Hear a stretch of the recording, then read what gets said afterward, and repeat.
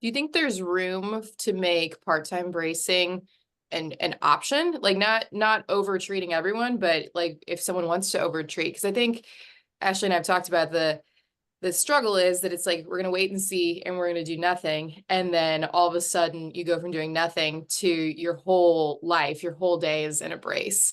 And it's like, well, like maybe Lexi, how would have you responded? Like, would you have been open to part-time bracing earlier if it had been an option for you? 100%, because my curve progressed so much so fast. It went from being like in the 20s to now I have 50-degree curve in both my lumbar and my thoracic. So having the option to be able to treat it earlier, I feel like I wouldn't be where I am now, I feel like that would have been a better option for me personally, because I grew 6 months in a year. Wait, what?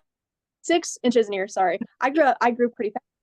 So having that part-time bracing, I feel like would help me a lot, because I don't know where I would be if we didn't do it, So let's say we have a kid that has 15 or 18 degrees or 20 degrees, but then when we look at the clinical aspect and the pelvis is going to the right, severely, so then we see that something is going on. When we do the bending and we see some prominence, then we know we have something that probably could be corrected with exercise and also with part-time brace.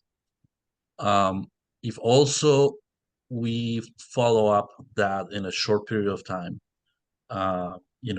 within 3 months, we can also see the difference if that is changing. We don't need to wait until 6 months, another X-ray.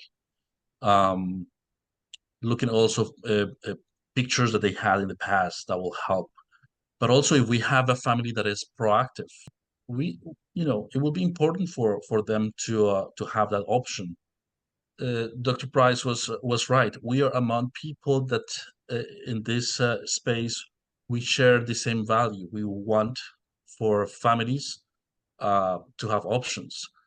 There are some other geographical locations, some other doctors, some other people that were trained differently. It's just like, this is how it is done. This is how it has been done.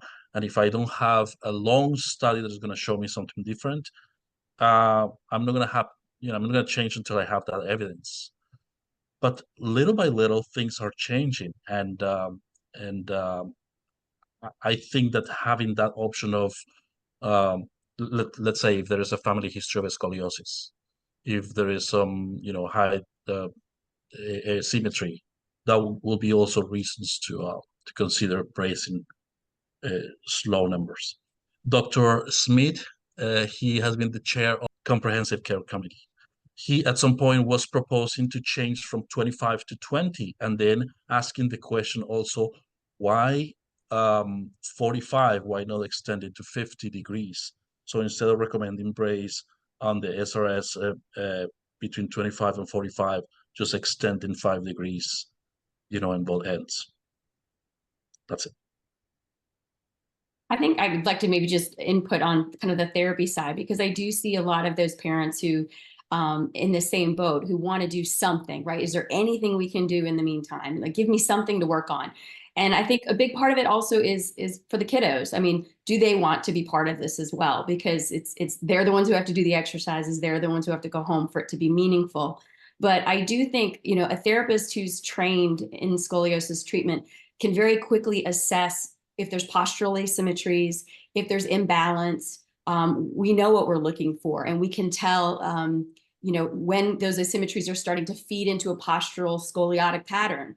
And they'll continue to do that unless that's kind of, altered. They kind of feed into their curve pattern. And so I think there's a lot we can do therapeutically early on when the curves are very small to help them find a balanced posture and to learn to maybe live more in that balanced alignment and not feed into those postural asymmetries that might be developing with that curve. And then you also have another skilled clinician following them and monitoring for curve changes, because we can do that very quickly in clinic to assess if we're seeing changes before that next X-ray is due.